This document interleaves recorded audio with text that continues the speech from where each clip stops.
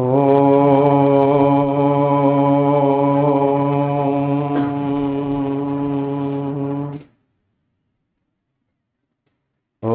भूर्भुवः स्वः तत्सवितुर्वरेण्यं भर्गो देवस्य धीमहि धियो यो नः प्रचोदयात्।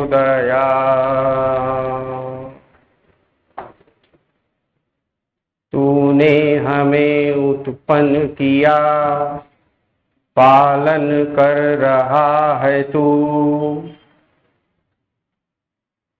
तुझसे ही पाते प्राण हम, दुखियों के कष्ट हरता तू। तेरा महान तेज है, छाया हुआ सभी स्थान, सृष्टि की वस्तु वस्तु में तू हो रहा है विद्यमान। तेरा ही धरते ध्यान हम, मांगते तेरी दया। ईश्वर हमारी बुद्धि को सन्मार्ग पर चला।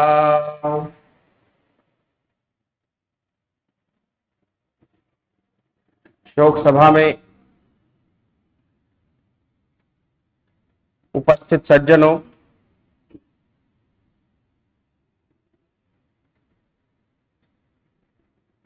सबसे पहले तो एक सूचना और विनती कि आप में से जिनके पास मोबाइल यंत्र हो उसको कृपा करके या तो साइलेंट रखें या तो बंद रखें। जैसे जैसे और व्यक्ति सभा में आते जाएंगे वैसे एक आध बार इस सूचना को और दोहराना पड़ेगा। अभी अभी हमने गायत्री मंत्र के द्वारा ईश्वर की स्तुति और प्रार्थना की। ईश्वर से सिर्फ प्रार्थना नहीं की जाती, ईश्वर की स्तुति भी की जाती है। स्तुति अलग वस्तु है और प्रार्थना अलग वस्तु है। स्तुति का अर्थ होता है ईश्वर की प्रशंसा करना और प्रार्थना का अर्थ होता है ईश्वर से कुछ मांगना। तो अगर हम ईश्वर की प्रशंसा किए बगैर अर्थात ईश्वर की स्तुति किए बगैर सिर्फ ईश्वर से प्रार्थना ही करते रहेंगे तो वो प्रार्थना हमारी अधूरी कहलाएगी। संसार में भी हम अगर किसी के पास जाते हैं और कुछ मांगते हैं तो पहले उसकी प्रशंसा करते हैं, पहले उसके गुण गाते हैं। इतने गुण गाते हैं, ऐसे गुण गाते हैं जो उस व्यक्ति के अंदर होते भी नहीं। जिस गुणगान के वो व्यक्ति लायक भी नहीं होता ऐसा गुणगान हम उसका कर देते हैं और फिर उससे कुछ मांगते हैं। और यहां तो ईश्वर से मांगने की बात है और ईश्वर तो गुणों का भंडार है। तो हम ईश्वर के सामने कुछ मांगने जाएं और उसकी प्रशंसा ना करें तो ये तो खोखली प्रार्थना हो जाएगी और ये सभ्यता नहीं कहलाएगी। ये मनुष्य को शोभा नहीं देगी कि हम ईश्वर से ऐसे ही मांगना शुरू कर दे और ईश्वर के बारे में कुछ और कहें ही नहीं। तो इसलिए आप गायत्री मंत्र का अर्थ देखेंगे, अभी अभी आपने हिंदी में उसको सुना, तो पहली 5 पंक्तियों में तो हमने ईश्वर के काम बताए, ईश्वर की प्रशंसा की कि ईश्वर क्या करता है। और फिर अंत में कहा कि हे ईश्वर हमारी बुद्धि को सन्मार्ग पे चलाओ, अच्छे रास्ते पे चलाओ, उसका सदुपयोग करवाओ। तो इसीलिए ईश्वर की प्रशंसा करना पहले आता है और प्रार्थना करना बाद में आता है। वैसे तो वेदों में ऐसा कहा गया है कि अगर हम इस संसार में सुखी होना चाहते हैं, अगर अपने जन्म को सफल बनाना चाहते हैं तो उसका केवल एक ही रास्ता है और वो रास्ता ये है कि ईश्वर को जाना जाए, ईश्वर को समझा जाए और ईश्वर को प्राप्त किया जाए। इसके अलावा कोई भी रास्ता नहीं है। वेदों में ऐसा मंत्र आता है जिसका अर्थ यही होता है कि अगर सुखी होना है, इस जन्म से अच्छा जन्म बाद में प्राप्त करना है, तो ईश्वर को समझ के जाओ। अगर हम छोटी आयु में ईश्वर को जितना समझते हैं और फिर जब हम इस संसार को छोड़कर जाने लगेंगे, उस वक्त ईश्वर को हम जितना समझते होंगे, उसमें अगर प्रगति नहीं हुई है तो समझ लो हमारा जीवन बेकार चला गया। 2 साल के बच्चे से तो कोई उम्मीद नहीं रखी जा सकती, लेकिन 5, 7, 8, 10 साल की आयु में हमारी जो ईश्वर की जानकारी थी कि ईश्वर क्या है, ईश्वर कैसा है और ईश्वर क्या करता है, और फिर हम 40, 50, 60, 70, 80 साल के हो गए और दुनिया छोड़ने का समय आ गया, और उस वक्त भी हम ईश्वर के बारे में उतना ही जानते हैं जितना एक छोटा बच्चा जानता है पढ़ा लिखा, तो फिर हमने समझ लीजिए मुफ्त की रोटी खाई पूरा जीवन भर, कोई विकास नहीं किया, कोई प्रगति नहीं की। आपको भी अपने जीवन के इतिहास को उठाकर देखना चाहिए कि क्या हम उम्र के साथ साथ जैसे जैसे हमारी उम्र बढ़ रही है, क्या हम वैसे वैसे ईश्वर के बारे में ज्यादा जान रहे हैं कि नहीं जान रहे। अगर हमारी उम्र तो बढ़ रही है लेकिन ईश्वर के विषय में हमारा ज्ञान नहीं बढ़ रहा, तो हम बस मुफ्त के बड़े हो रहे हैं। हमारी आयु जो है वो ऐसे ही दूसरों के जैसी बड़ी हो रही, मनुष्य के जैसी बड़ी नहीं हो रही। ये कौन कहता है? ये वेद कहता है कि जीवन का लक्ष्य क्या है, ईश्वर को समझा जाए। ईश्वर को समझने का ये मतलब नहीं है कि आदमी सब कुछ छोड़ के जंगल में चला जाए या घर बार उसका छूट जाए, ऐसा इसका अर्थ नहीं निकालना।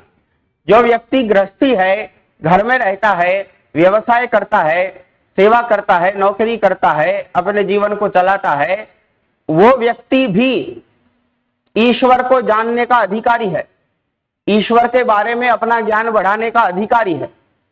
नहीं तो ज्यादातर लोग ऐसा समझते हैं, ऐसा कारण देते हैं कि भाई देखो मैं तो धंधे वाला आदमी हूं, मैं कहाँ ईश्वर को समझूंगा, ईश्वर कहाँ मेरा विषय है, मेरा विषय तो धन कमाना है, धंधा करना है। ये बहुत बड़ी गलतफहमी है।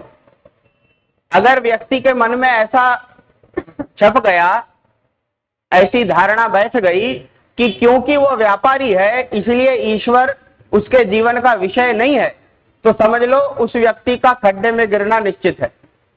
दूसरे जन्म में इस जन्म जितनी सुविधाएं भी नहीं मिलेंगी, आज के जैसा, इस बार के जैसा जन्म नहीं मिल पाएगा, क्योंकि जिस काम के लिए जन्म लिया वो काम तो किया ही नहीं।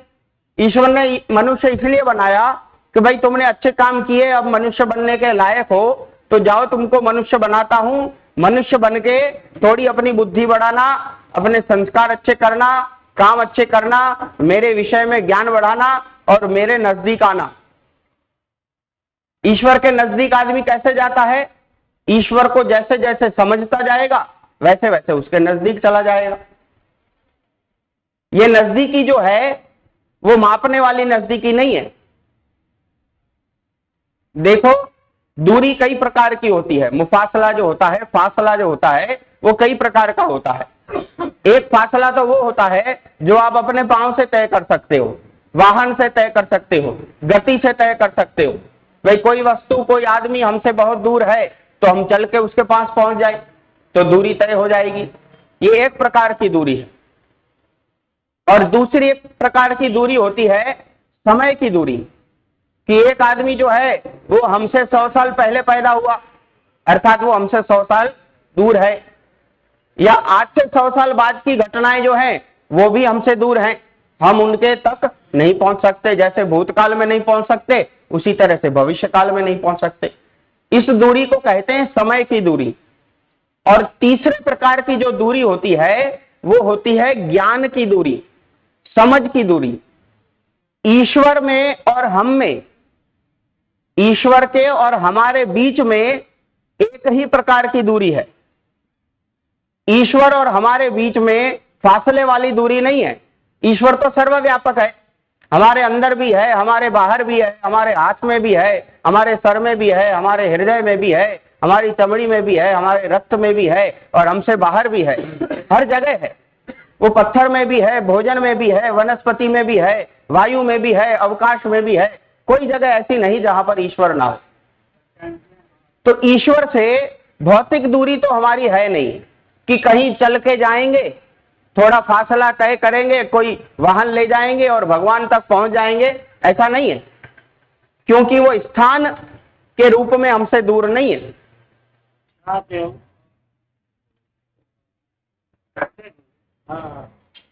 और ईश्वर हमसे समय के रूप में भी दूर नहीं है। ईश्वर जो है वो तीनों कालों में है। ईश्वर भूतकाल में भी थे, वो वर्तमान काल में भी है और ईश्वर भविष्य काल में भी रहने वाले हैं। और हम जो हैं आत्मा, जो इस शरीर में बैठ के मनुष्य कहला रहे अपने आप को, वो इससे पहले भी जी रहे थे, अर्थात आज के जन्म के पहले, इस जन्म के पहले भी हमारा कोई जन्म था, तब भी ईश्वर हमारे राजा थे। वो जन्म भी हमको ईश्वर नहीं दिया था। अब ये आज का जन्म भी, इस बार का जन्म भी ईश्वर ने हमको दिया है। हमारी मृत्यु हो जाएगी तो उसके बाद का जन्म जो है, उसके बाद का फल जो है, वो भी ईश्वर देने वाले हैं। तो ईश्वर और हमारा साथ तो पहले से है, अब भी है और आगे भी रहेगा। तो ईश्वर में और हम में समय की दूरी भी नहीं है, हम साथ साथ चलते हैं। करोड़ साल पहले वो भी थे और हम आत्माएं भी थी, और 1 करोड़ साल बाद वो भी रहेंगे और हम आत्माएं भी रहेंगी। वो अपना काम करते रहेंगे, हम अपना काम करते रहेंगे, हम कर्म करते रहेंगे, वो हमारा फल देते रहेंगे। लेकिन ईश्वर और हमारे बीच में वो तीसरे प्रकार की दूरी है। तीसरे प्रकार की कौन सी दूरी है? ज्ञान की दूरी।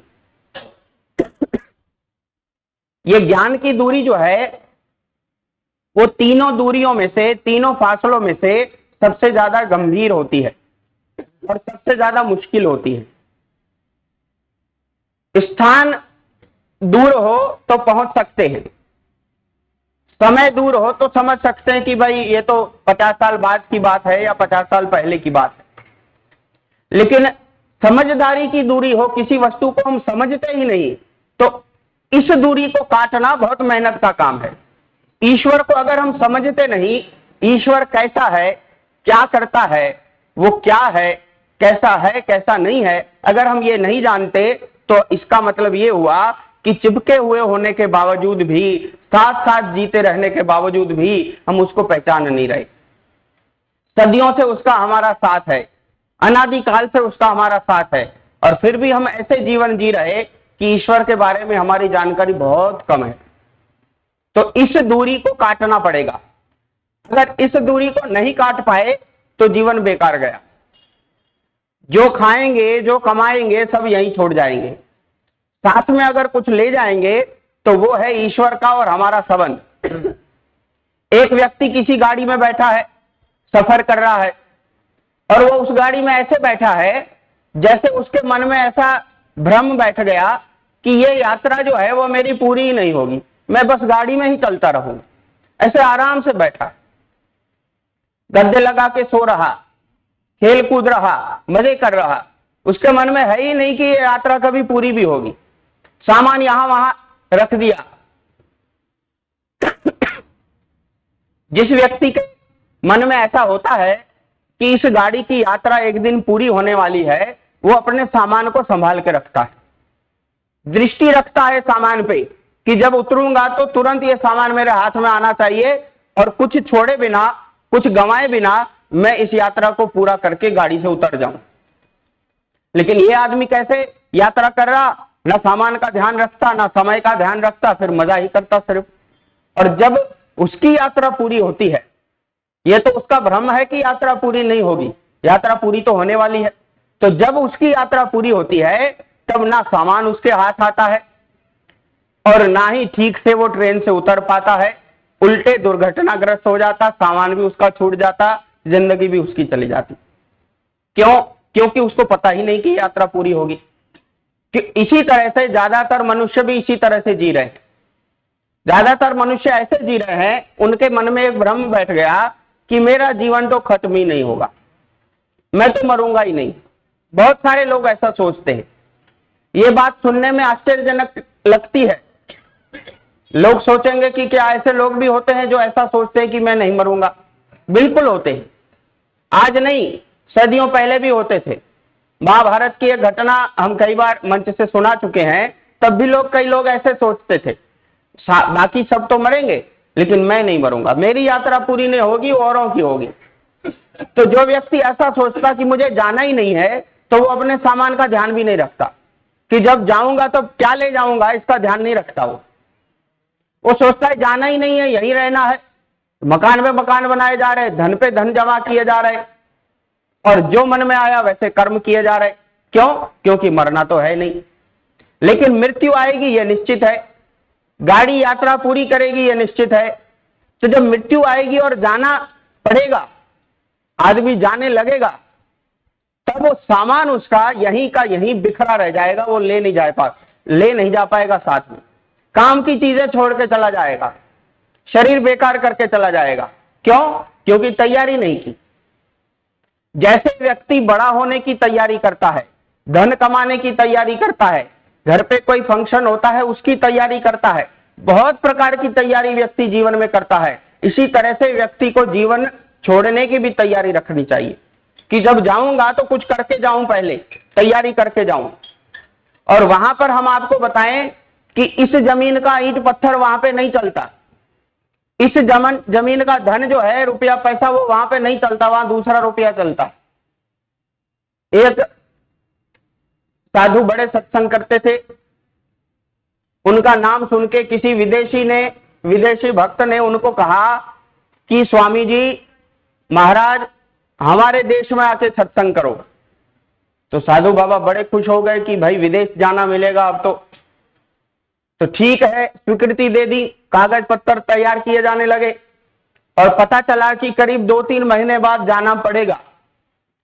तो ये साधु बाबा पहली बार विदेश जा रहे तो बड़े उत्सुक हैं, बड़े उत्तेजित हैं, बड़ा इंतजार है उनको कि कब जाऊं मैं और देखूं विदेश और वहां जाके सत्संग करूं।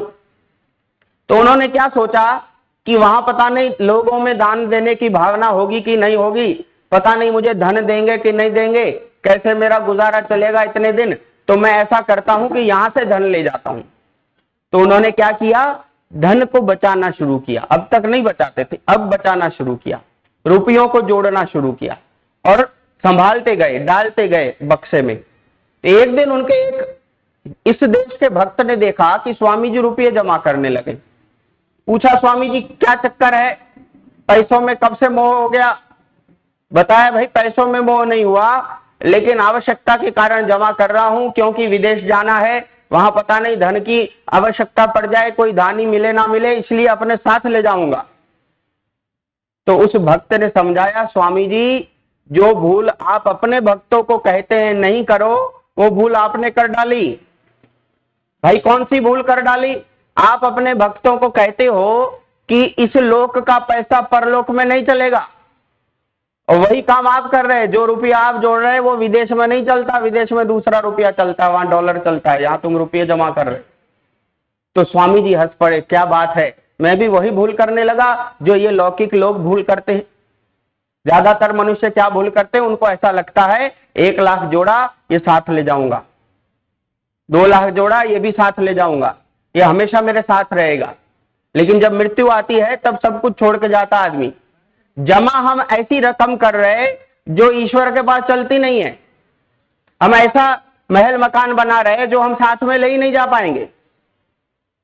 और इसीलिए किसी शायर ने बड़ा अच्छा कहा इस वैराग्य की भावना को समझाने के लिए कि एक व्यक्ति किसी और व्यक्ति को अपने जीवन के पूरे होने के समय समझाता है कि क्या बताऊं दोस्त, क्या कमाया, क्या हीरा क्या मोती। वो अपने दोस्त को कहता है कि मैंने क्या नहीं कमाया, क्या बताऊं तुझे, क्या बताऊं दोस्त, क्या कमाया, क्या हीरा क्या मोती, लेकिन क्या बताऊं ऐ दोस्त, कफन में जेब नहीं होती। समस्या यह है कमाई तो बहुत कर ली, लेकिन दूसरी समस्या यह है कि मैं जिस कफन को पहन के जाऊंगा उसमें जेब ही नहीं होती कि मैं उसमें डाल के ऊपर ले जाऊं या परलोक में ले जाऊं। तो यह कविता के स्वरूप में एक समझाने की बात है कि व्यक्ति अपने जीवन में ऐसा करे जो उसके साथ में जाए, ऐसे कर्म कमाए जिसका फल परलोक में मिलता हो। लोग ज्यादातर ऐसे कर्म करते हैं जिसका फल उन्हें अभी का अभी चाहिए। जैसे व्यापारी वस्तु बेचता है, उसका मूल्य उसको अभी का अभी मिल गया, इसी तरह से दूसरे जो उसके जीवन के कार्य हैं वो भी वो ऐसे करना चाहता है जिसका फल उसको तभी के तभी मिल जाए। जैसे मान लीजिए किसी व्यक्ति ने किसी संस्था में बहुत पैसा दान दे दिया, दान तो बहुत दे दिया लेकिन उस संस्था ने उसका नाम ज्यादा नहीं किया, सिर्फ रसीद फाड़ के दे दी, जाओ भाई दान मिला तो हमने रसीद दे दी, हिसाब क्लियर। ना उसका कहीं नाम छपाया, ना उसको हार पहनाया, ना उसके मान में कोई सभा बुलाई, बस ऐसे ही खत्म हो गई बात। और वो व्यक्ति बड़ा दुखी हो गया कि भाई इतने लाखों रुपए दान दिए और मेरा कोई नाम भी नहीं किया। इसका मतलब ये हुआ कि ये दान देने वाला आदमी अभी के अभी दान के पुण्य को खा के मरना चाहता है। दान देने का जो उसने पुण्य किया उसका फल अभी के अभी खत्म करके जाना चाहता है। होना यूं चाहिए कि व्यक्ति ने दान दिया ये सोच के नहीं कि इसका फल मुझे अभी का अभी चाहिए, अभी अभी मैं सम्मान पाना चाहता हूं, मजे उड़ाना चाहता हूं, नाम कमाना चाहता हूं, ऐसा नहीं होना चाहिए। होना यूं चाहिए कि दान दे दिया, अच्छा काम था, धर्म का काम था, इसलिए दे दिया, बस बात वहीं पूरी कर दी जाए। जब कहते हैं कि नेकी कर दरिया में डाल, इसका मतलब ये होता है कि अच्छा काम कर लो और उसका फल पाने के लिए यहां इस धरती पे मत दौड़ो, उसका फल जो है वो ईश्वर पे छोड़ दे। तो जब ईश्वर पे छोड़ेंगे तो परलोक में मिलेगा, और लोगों से मांगने जाएंगे तो इस जन्म में मिलेगा। इसीलिए लोगों से अपेक्षा न रख के ईश्वर से अपेक्षा रखी जाए कि मैं मेरे अधिक से अधिक कर्मों का फल परलोक में पाना चाहता हूं, ताकि वहां का बैलेंस भी थोड़ा बनता जाए। और हम करते ऐसा है, काम ऐसे करते, जीवन को इस तरह से जीते कि ज्यादा से ज्यादा कर्मों का फल हम यहीं पे समाप्त करते जाते। हम निष्काम कर्म करते ही नहीं, हम सबके सब सकाम कर्म करते हैं, सबके सब ऐसी इच्छाओं से कर्म करते हैं जिसका फल हम यहीं के यहीं तुरंत के तुरंत पाना चाहते हैं। और अगर हम ऐसी भावना से कर्म करते कि भाई ये कर्म मैं इसलिए कर रहा हूं क्योंकि ये अच्छा कर्म है, ये कर्म मैं इसलिए कर रहा हूं क्योंकि ये धर्म का काम है, इसलिए मैं कर रहा हूं। एक बार और सूचना दे देते हैं, सभा के प्रारंभ में भी दी कि कृपा करके मोबाइल आदि साइलेंट या स्विच ऑफ रखें। तो हम जिस कर्म को कर रहे हैं वो हमें अच्छा प्रतीत हो रहा तो हम इस भावना से करें क्योंकि हम इसलिए कर रहे हैं कि वो धर्म का काम है। उसके सामने हमें बराबर का जवाब चाहिए, उसके सामने हमें कुछ ना कुछ और पाना है, तो वो काम जो है वो हमारा सकाम काम हो जाता है, सकाम कर्म हो जाता है, उसका लाभ हम यहीं के यहीं लेके चले जाते हैं। और अगर हम निष्काम करते तो उसका लाभ अधिक मिलता, विशेष मिलता और परलोक में मिलता। तो व्यक्ति को इस तरह से अपने कर्मों को संवारना चाहिए। और दूसरा काम जो उसको अपने जीवन में करना है वो ये है कि ईश्वर के बारे में अपनी जानकारी ज्यादा से ज्यादा करें। कर्म तो करने पड़ेंगे लेकिन ज्ञान भी बढ़ाना पड़ेगा। ज्ञान बढ़ाए बगैर कर्मों की क्वालिटी नहीं बना सकते, ये ध्यान रखना आप। जो व्यक्ति बहुत कम ज्ञान रखता है ईश्वर के विषय में, वो कुछ छोटे छोटे अच्छे काम कर भी लेगा, लेकिन फिर उसकी एक लिमिट आ जाती है। ज्ञान को बढ़ाते बढ़ाते हम अच्छे और उससे ज्यादा अच्छे कर्म कर सकते हैं। और वो ज्ञान भी कौन सा? ईश्वर के विषय में ज्ञान, ईश्वर को ज्यादा से ज्यादा अच्छी तरह से समझा जाए। ईश्वर क्या है, कैसा है और क्या करता है। कभी आप सोचने बैठिए कि ईश्वर क्या करता है, तो बहुत लोग आप में से जानकार होंगे और जवाब दे सकते हैं कि ईश्वर क्या करता है। मोटे रूप में अगर आपको समझना हो, सरलता से समझना हो, तो आप ईश्वर के कामों को 4 भागों में बांट सकते हैं। तुरंत याद में आ जाए इस तरह से हम आपके सामने बयान करते हैं।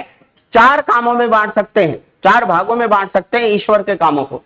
सबसे पहला काम ईश्वर ये करता है कि ईश्वर सृष्टि की रचना करता है। सब जानते हैं और सब मानते भी हैं कि ईश्वर दुनिया बनाता है। सबसे पहला काम ईश्वर का, ईश्वर सृष्टि की रचना करता है। और फिर दूसरा काम क्या करता है, जिस सृष्टि की ईश्वर ने रचना की उस सृष्टि का पालन करता है, संचालन करता है। ये दूसरा काम। बनाया तो चालू भी रखनी है, उसको चलाना भी है, इसलिए एक हुआ दूसरा काम। तीसरा काम, जब सृष्टि की आयु पूरी हो जाती है तो सृष्टि का प्रलय भी ईश्वर करता है, जो अरबों साल बाद में होती है। उसके विषय में भी वेदों में लिखा हुआ है। ये हुए 3 काम। ये तो बिल्कुल 1 2 3 जैसे हैं, बहुत सरलता से याद हो जाते हैं। और चौथा काम ईश्वर का यह है कि ईश्वर आत्माओं के किए हुए कर्मों का फल देने का काम करता है। यह है चौथा काम। ये चौथा काम जो है वो न्याय व्यवस्था का काम है, न्याय करने का काम है। ईश्वर न्याय करता है, यह है चौथी बात, यह है चौथा काम। तो एक तरफ तो पहले जो 3 काम है वो हमने देखे, और एक तरफ ये काम देखा, चौथा वाला काम। ये चौथा वाला काम भी बहुत भारी काम है, बहुत विशेष काम है। हम कभी ईश्वर के विषय में ध्यान करने बैठे, विचार करने बैठे, तो इन बातों पर सोचना चाहिए कि सृष्टि की रचना करता है, क्या क्या बनाया, कैसा कैसा बनाया, कितना बढ़िया बनाया। भाई ईश्वर सृष्टि का संचालन भी करता है। देखो कैसे संचालन हो रहा, धरती घूम रही, सूर्य प्रकाश दे रहा, वनस्पति आदि सब पैदा हो रहे। इस तरह से प्रकृति की ओर नजर करके हमें ईश्वर के कामों को देखना चाहिए। और फिर एक दिन ईश्वर प्रलय भी करेगा, जब सृष्टि की आयु पूरी हो जाएगी, और फिर प्रलय के बाद बहुत सारा समय छोड़ के फिर से सृष्टि की रचना होती है। इस तरह से धरती जो है वो लाखों करोड़ों अनंत बार बनी बिगड़ी है। सृष्टि बनती है, उसकी आयु पूरी होती है, फिर प्रलय होती है, फिर बहुत समय के बाद फिर से सृष्टि बनती है, और फिर जब उसकी आयु पूरी होती है तब प्रलय होती है। ये सब गिनती वेदों में दी गई है। तो जिस धरती पर हम जी रहे हैं, ये धरती कोई पहली धरती नहीं है। जिस धरती पर हम जी रहे हैं वो कोई एक अकेली धरती भी नहीं है। ऐसी कई धरतियां हैं ब्रह्मांड में, और वहां पर हमारे जैसे मनुष्य भी रहते हैं, पशु पक्षी, और जैसे जैसे इस धरती पर हमें जीव दिखते हैं वैसे वहां पर भी रहते हैं। जब व्यक्ति कर्म करके जीवन को पूरा करके शरीर छोड़ के जाता है तो ये जरूरी नहीं है कि परमपिता परमात्मा उसको दूसरा जन्म उसी धरती पर दे। ईश्वर धरतियों के बीच में आत्माओं की लेन देन भी होने देते हैं। हमने इससे पहला जन्म इस धरती पे भी पाया होगा, ये भी हो सकता है, और किसी और धरती पे पाया हो, ये भी हो सकता है। इन बातों के का भी स्पष्ट उल्लेख वेदों में किया हुआ है। तो इस तरह से हमें, जैसे भौतिक वस्तुओं में रस है, उनके बारे में अधिक से अधिक हम जानकारी पाना चाहते हैं, वैसे इन अभौतिक बातों में, ईश्वर की बातों में भी हमें रस पैदा करना चाहिए। इनके विषय में भी हमारी अधिक से अधिक जानकारी बढ़ते रहनी चाहिए। और फिर चौथा जो ईश्वर का काम, मुख्य काम, वो तो हमारा ऐसा रस होना चाहिए उसमें कि रोज दिन प्रतिदिन हर पल हमें ध्यान रहे कि ईश्वर कर्मों के फल देने का काम करता है, ताकि हम ईश्वर से डरें, ईश्वर के न्याय से डरें, बुरे कामों को छोड़ें, अच्छे कामों को अपनाएं और अपने जीवन को अच्छा और सफल बनाएं। तो इसी निवेदन के साथ कि आप इन विषयों पर चिंतन मनन करके इनको ग्रहण करेंगे, दृढ़ कर लेंगे, ताकि आपको याद हो जाएं, और ऐसी अच्छी बातों का और प्रचार प्रसार करके समाज को भी लाभ पहुंचाएंगे। इन विषयों पर आपको साहित्य की आवश्यकता हो तो आर्य समाज मंदिर से आपको प्राप्त हो सकता है।